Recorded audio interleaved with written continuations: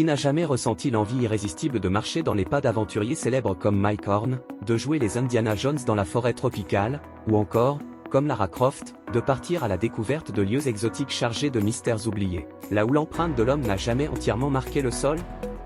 Imaginez-vous, traversant d'épaisses jungles, pénétrant des déserts brûlants, ou naviguant sur des mers tumultueuses, à la recherche de reliques oubliées, de cités perdues, ou simplement de l'inconnu. Ces lieux lointains inexplorés, où la nature règne en souveraine et où chaque coin recèle un secret, ont toujours suscité l'admiration et l'excitation des aventuriers à toutes les époques.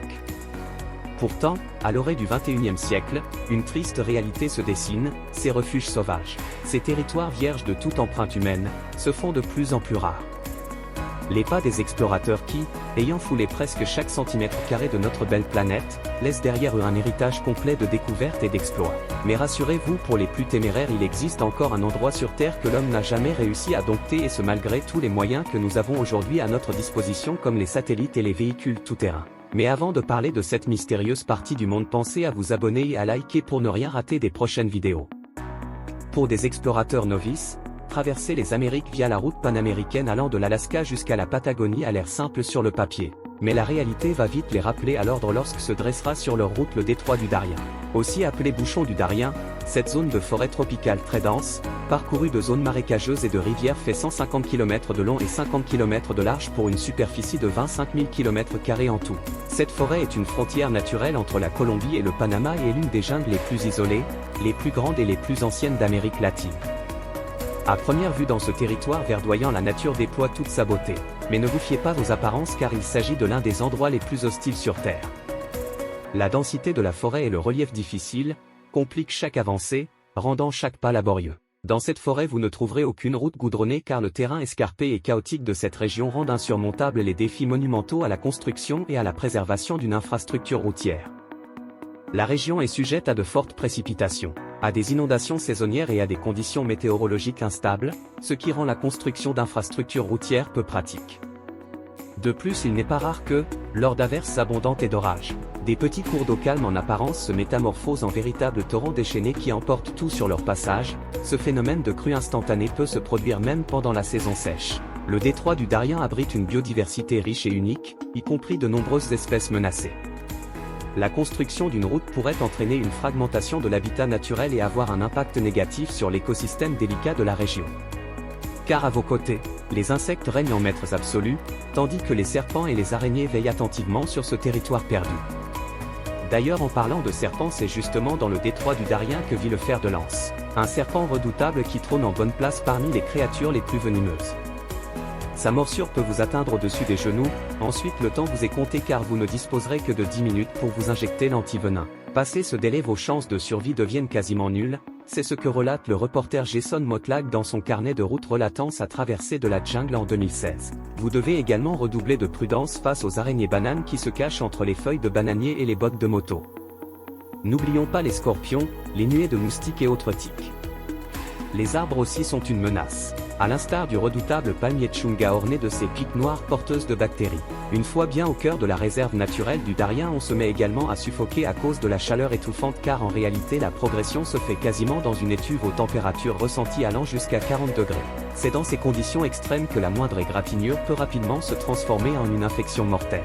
Pendant leur long périple, les aventuriers qui empruntent les chemins boueux s'exposent aussi au risque de la maladie du pied des tranchées, cette maladie qui a fait des ravages parmi les soldats qui ont combattu dans les tranchées lors de la Première Guerre mondiale, est un problème à prendre en compte quand on traverse le détroit du Darien, car une exposition prolongée des pieds dans des chaussures humides et froides provoquera à long terme des abcès et des nécroses ainsi que des infections fongiques.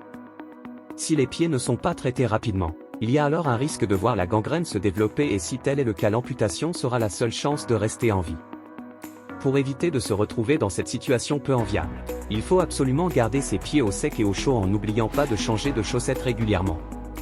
Mais même si vous parvenez à surmonter ces épreuves, la malaria, un virus transmis par les moustiques, ainsi que la dysenterie reste extrêmement dangereuse dans cet environnement.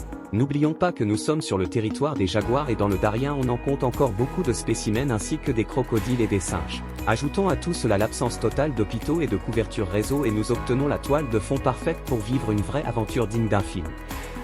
Dans les années 90, cette jungle impénétrable servait de cache à plusieurs mouvements de guérilla opposés au gouvernement en place.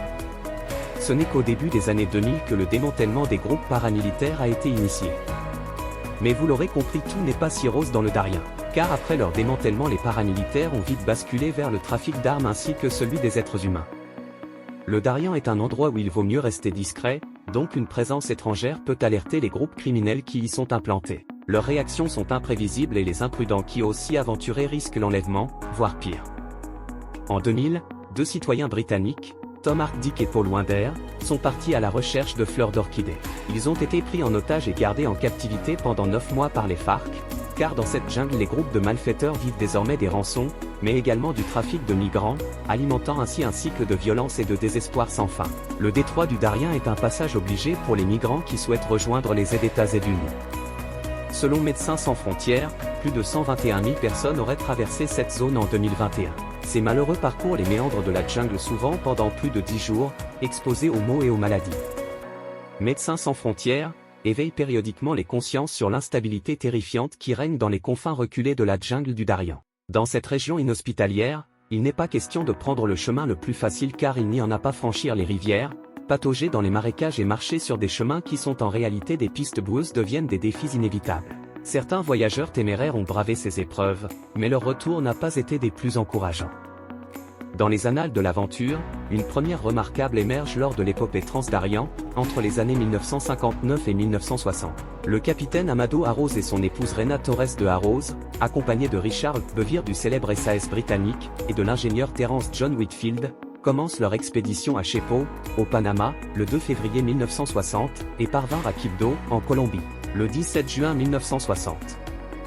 Ils affrontèrent ainsi la distance en 136 jours, à une allure moyenne de 200 mètres par heure, bravant les méandres du Rio Atrato, au rythme des flots tumultueux. Quelques mois plus tard, en décembre 1960, Danny Liska entame un voyage en moto en démarrant de l'Alaska pour rejoindre l'Argentine. Quand il fut confronté à la jungle Darien, il tenta de la franchir avec son véhicule mais il fut contraint de l'abandonner et termina la traversée de la jungle à pied.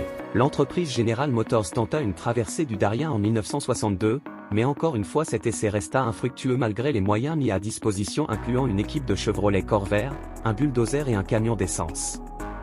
Pendant les tumultueuses années 1970, l'expédition audacieuse Trans-Americas s'est engagée dans un voyage périlleux reliant Anchorage jusqu'au Cap Horn à bord de 4 robustes Range Rover, bravant les étendues redoutables de la jungle du Darien. C'est sous la direction éclairée du vétéran de l'armée britannique, Gavin Thompson, que 2 Range Rover et un Land Rover ont avancé laborieusement à une moyenne de 3,2 km par jour, défiant l'impitoyable nature vierge. Chaque virage cachait son lot d'incertitudes, chaque bruit caché derrière les arbres résonnait comme un avertissement, mais leur détermination inébranlable les poussait toujours plus loin dans l'inconnu le plus sombre. Mais malgré leur témérité, l'équipe se retrouva bien démunie et affaiblie par la maladie. Ils ont finalement réussi à quitter la région, non sans de sérieuses difficultés. 2 véhicules ont été mis hors service, nécessitant l'intervention d'un hélicoptère. Une expérience loin d'être victorieuse, laissant planer un sentiment d'échec au sein de l'équipe. D'anciens membres de l'armée américaine avaient également entrepris de traverser cette fameuse jungle. Mais une fois revenus de ce périple, ils ont sans surprise déconseillé à quiconque de tenter l'aventure. Ainsi se termine notre vidéo. Si un jour vous souhaitez visiter cette partie du monde, réfléchissez à 2 fois avant de vous embarquer dans ce dangereux périple. N'oubliez pas de liker et de vous abonner pour ne rien rater des prochaines vidéos.